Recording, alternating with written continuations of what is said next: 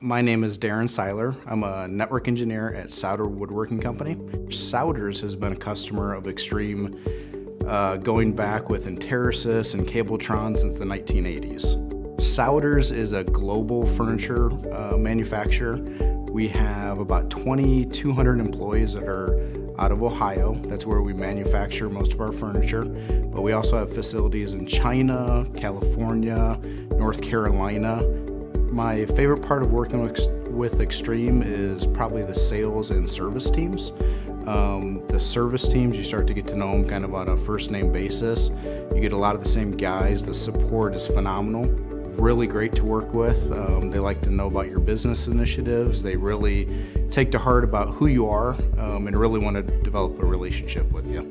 Specific maybe business challenge that we've had recently, Sauder's has 17 plants in Ohio. One of the plants is really critical for our manufacturing. It had really outdated wireless and wired equipment in it. So we leveraged Extreme to come in and replace all the wired and wireless infrastructure. Took less than 6 months to complete the entire project and provided better speeds for all of our clients, provided a better supported wireless environment, and we were really happy from the project.